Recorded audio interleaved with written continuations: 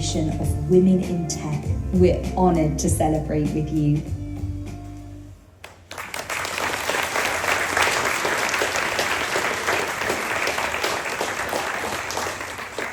Now, please welcome Stella James to the stage to tell you about her journey over the last 10 years.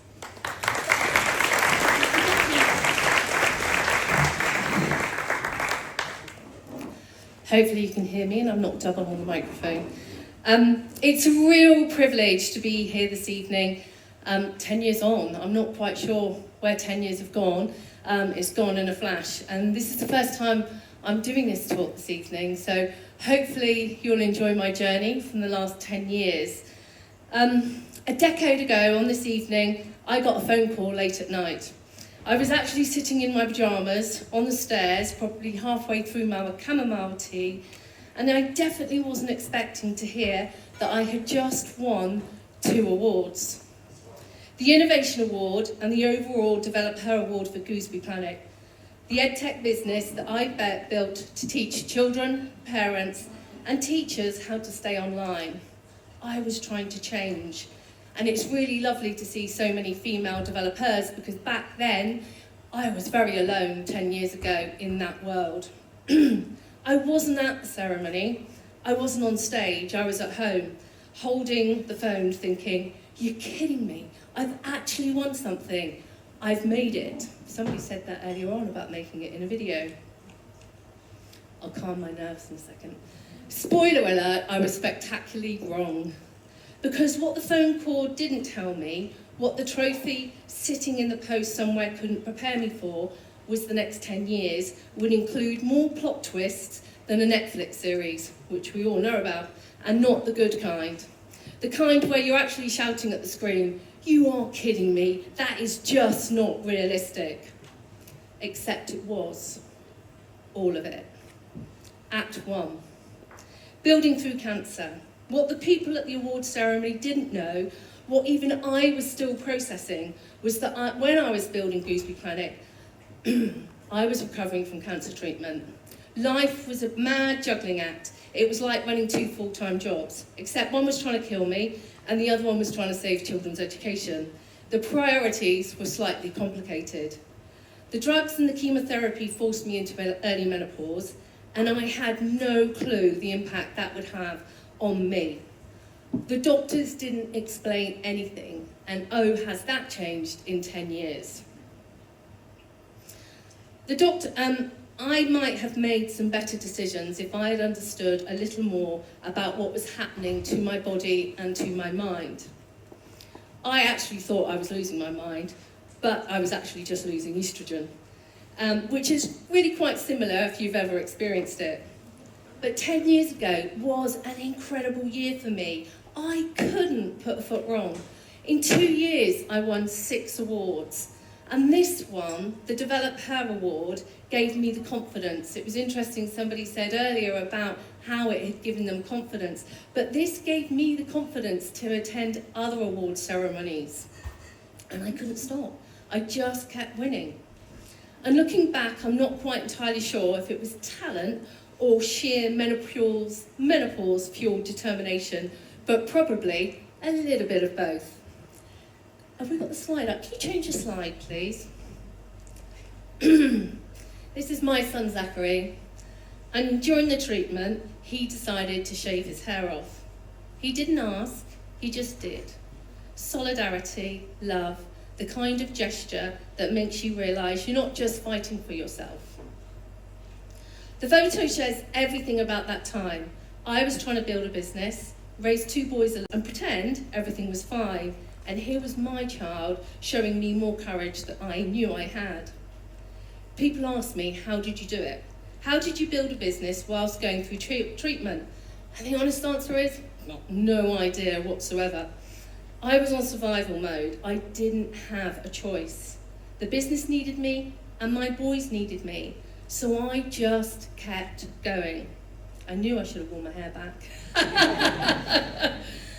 Looking back now, I'm not sure if I was brave or just stubborn, but you know, we're women and we push. So Act 2, success on paper. So I did what you do when you're in survival mode. I kept going, and for 5 years, I ran and built Gooseberry Planet into 14 countries. I raised £1 million in private equity. I won awards. I was in national magazines. I was on national radio. I was invited to pitch at events that I could have only dreamt about. And on paper, we were a success. We were in schools in the UK, Europe, and the Middle East. Teachers loved us, parents loved us, and children loved us too. And I was exhausted. Completely, utterly, bone deep exhausted. But here's what nobody tells you about survival mode. It works brilliantly until your body decides you've had enough. So then I had my ovaries out, as you do. I had sepsis twice, that's chemotherapy for you. And apparently life wasn't quite dramatic enough, so my body decided to add a sequel. And do you know what? The sequel was worse than the original. And lying in hospital, again, thinking about the business and the countries that I was in and the money that I had raised and the awards that I had won, I couldn't even keep my body functioning. It felt like the universe was playing some sort of cruel joke on me. Then my dad died. I said goodbye to him on the Friday. He was in a home, and I knew it was going to be the last time that I would see him. And I walked out of that room thinking, I need to get away. I need to just take my boys away and just do something. So Act 3 was the river. And on the Sunday, I took Zachary and Luke fishing. We were standing in a river trying to catch something, anything, and failing miserably. And Bongo, our Cocker Spaniel, decided to go for a wander and literally stopped a man on a bike. Hamish came over and joined our chaos. I could still see him standing there in the water, showing the boys what to do. He was patient, he was funny, and the boys and Bongo loved him immediately. Turns out the best wingman is the Cocker Spaniel with no boundary issues. And who needs Tinder when you've got Bongo? We walked, we talked, and we laughed. And as we were walked away, my son Zachary looked at me and went, "Mum, you've pulled."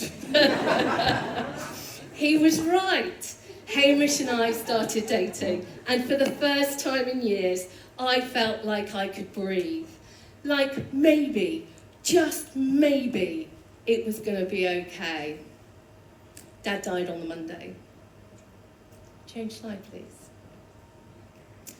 For 2 years, we built a life, a blended, chaotic, beautiful life. My boys, the 4 of us, figuring it out together. Sunday roasts, beach walks, terrible jokes, and the kind of ordinary, everyday happiness I had forgotten had existed. And I remember thinking, okay, universe, we're even. I've survived cancer, I've lost my dad, I've built a business, surely you're going to let me be happy. I should have known better and tempted fate. Hamish was diagnosed with bowel cancer, stage 4, aggressive, the kind where the doctors use words like palliative and make the most of the time that you have. And 24 months later, after meeting him in the river, I was burying him. And ironically, today is the 8th year anniversary of his death. So I'll raise a glass to him in a minute. That bit I need to compose. Which one are we on? Could you change the slide, please? I stood at the funeral thinking, that's Bongo, by the way. He's a great dog.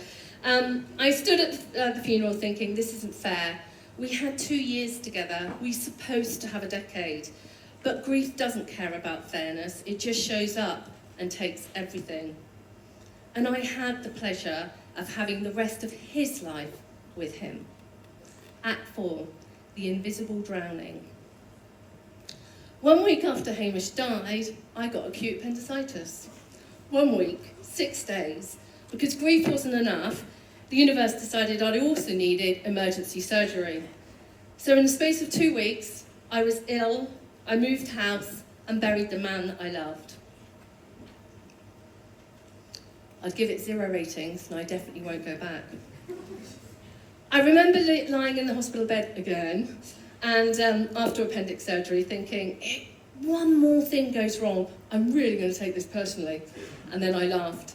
Because what else can you do? And sometimes the only way through is through dark humour and sheer bloody mindedness. But here's what I didn't see at the time. What only I understand 10 years later, my boys were drowning. Zachary was at college and he was around 17 and his behaviour changed dramatically. I was in deep grief, so broken, so focused on just getting through each day that I didn't see it coming until my birthday when I realised he was dealing drugs from his bedroom. My son trying to make sense of the loss the only way that he knew how, by acting out, by pushing boundaries, by testing whether anybody was listening. And I had to make an impossible choice. I had to kick my son out of the house because I had to choose between my two sons to protect Luke. To be so broken that you have to break your own child's heart to keep going is a tough choice. And somewhere in all that chaos, I walked away from Gooseberry Planet. The business that I'd built through everything, the investors I'd brought in that didn't share my vision, they didn't understand education. They didn't care about the mission, the teachers, the children. They only cared about the exit, the return on investment, and the numbers on a spreadsheet. I was too tired, too broken to fight anymore. So I just let it go. Gooseberry Planet never felt like a success. I always felt like I'd sold my soul. And I couldn't see it. I could only see that I had failed to keep going and keep pushing. And that I'd brought the wrong investors on. And for a long time, I thought it was my biggest failure, walking away and giving up. Now I know it was one of the bravest things that I had ever done. Then Luke rebelled at 15. He started smoking hash, and eventually he couldn't stay with me either.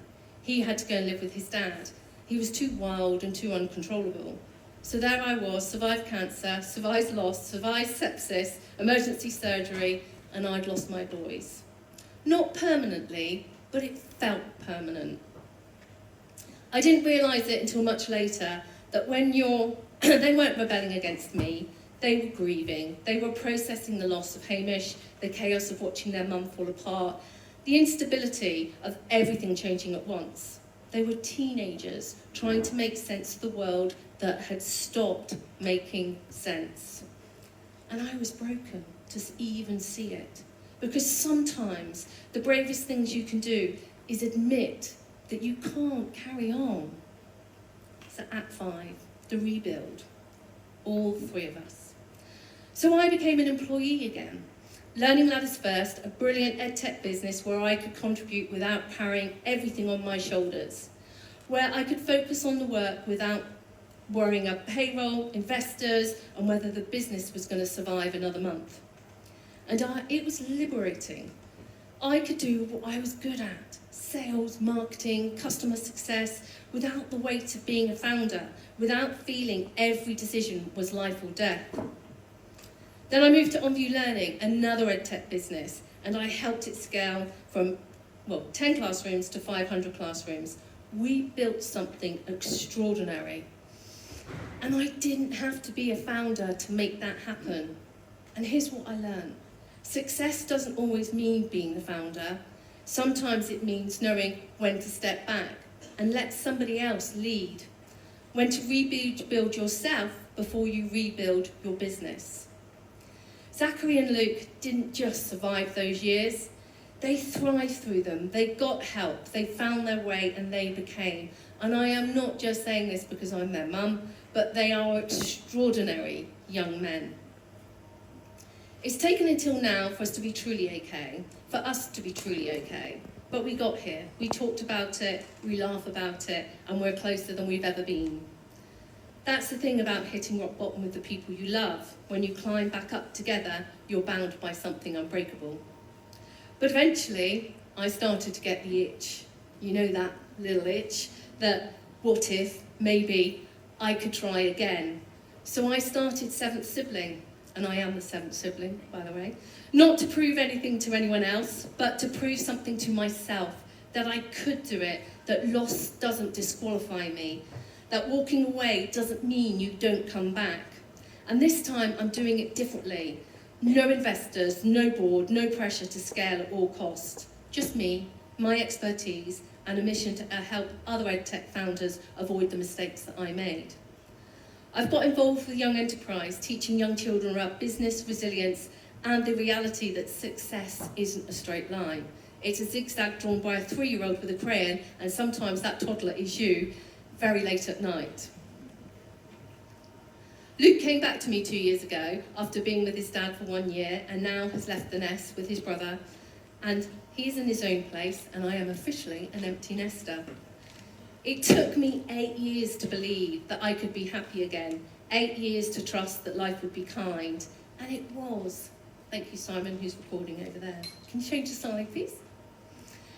And I travelled up from Bude today, Bude Surf Life Saving Club, because if you're going to save your own life over and over again, you just as well learn to save somebody else's life as well. And I started something at 53 years old that I've never done, and I've learned how to manage boards, and I even won the Newcomer of the Year this year and a medal at a competition. There is something slightly poetic about spending weekends in the ocean when you spent a decade just trying to keep your head above water. These days I swim, I run, and I'm part of a community that shows up for each other, no matter what. And for the first time in a very long time, I feel like I'm not just thriving, but I'm actually living. And the 10 lessons, what I've learned over the last 10 years. Success doesn't always have to feel like success. I built Gooseberry Planet into 14 countries. I raised £1 million and walked away feeling like I had failed, because I was running on empty, and nobody, including me, realised that I was doing the impossible. And sometimes the bravest thing you can do is stop, not quit. Stop. There is a difference. Your body keeps score. Cancer, sepsis, grief, emergency surgery. You can't outrun your body. You can't think your way out of exhaustion. And pretending you're fine doesn't make you strong. It makes you invisible to yourself. Your body will force you to stop eventually. Better to listen to it before it shouts. The wrong decisions do not define you. I brought on the wrong investors. I walked away at the wrong time. I made the decisions when I was too tired, too sad, and too broken to see clearly. But I didn't lose the skills, the experience, and the ability to build again. You're not your worst decision, you're what you do next. Love shows up in the smallest of moments. My son shaving his head, Zachary saying, "You've pulled," as we walked away from the river, Hamish teaching us how to fish on the day that my dad was dying. Those moments are what keep me going, not the awards, not the funding, not the press coverage, the small, human, heartbreaking moments of connection. And the bravest thing you can do is admit that you can't do it alone. I had to kick my son out. I had to let the other son go to his dad. I had to admit I was broken.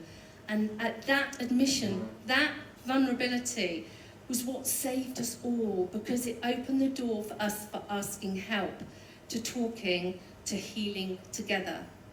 And resilience isn't about bouncing back, it's about moving forward.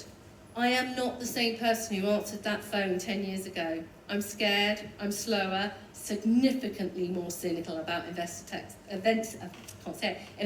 pitch decks, and deeply suspicious of anyone who says, just keep pushing through. But I'm also wiser and stronger and more honest about what matters. I don't bounce back, I move forward, and that's okay for me. Grief and joy can coexist, and so can failure and growth. I can miss Hamish and still laugh. I can grieve the loss of Gooseberry Planet and still be proud of what I built. I can carry the weight of kicking my son out and still celebrate the extraordinary men they've become. You don't have to choose, you just hold on to it all. The next 10 years? So, here's to what I know 10 years later. I have no idea what the next decade will bring. I hope it's kinder, I hope it's quieter, and I hope I never see the inside of a hospital again, and sincerely hope I keep all my organs to myself. But if it's not, if life throws more curveballs, more grief, more loss, I know I'll survive it, because I already have multiple times with multiple medical emergencies and with my boys by my side. I've broken things, and if you're sitting here this evening and you've lost too much and failed too many times and can't start again, you can. I've had to make impossible choices. I've broken things I thought were unbreakable. I'm here to tell you can, not because it's easy, not because it's always going to, got that one wrong, but because you've already survived the 100% of your worst days, and that's a pretty good solid track record. Starting again doesn't mean pretending the past didn't happen. It means carrying it with you and building anyway. It means showing up when you're scared. It means choosing hope even when you feel ridiculous. It means having hard conversations with the people that you love and choose coming back together. 10 years ago, I did get that phone call, and I'd won 2 awards, and I was in my pyjamas, and I wasn't at the ceremony, I was just trying to survive. And the years that followed, I buried my dad, met the love of my life in a river, thanks to a Cocker Spaniel with boundary issues, buried him too, watched my boys struggle and fight their way back, survived more medical emergencies than the Grey's Anatomy, and walked away from a business I'd built and started again. And tonight I'm still here, still building, still teaching, still showing up with Seventh Sibling, with the Young Enterprise, and with Bude Surf Life Saving Club. Still here. My boys are thriving. They're extraordinary young men, and we're closer than we've ever been. I'm also more grateful, more present, more honest about what matters. Could you change the slides, please? And what matters now is showing up. It's showing up for yourself, for the people you love, and for the work that lightens you up, for hard conversations, second chances, even when it's hard, especially when it's hard. You're not your worst decision, you're what you do next. So here's to the next 2 years. May it be boring, uneventful, completely free of emergencies, and I'm finally allowed to keep all my bodily organs. And may we all have the courage to start again when we need to, the wisdom to stop when we need to, and the grace to know the difference. And may we have the strength to admit when we're drowning, and the love to pull each other back. And as was said earlier, be brave, make change, and bring energy. And very good luck to everybody in the awards this evening. Thank you very much.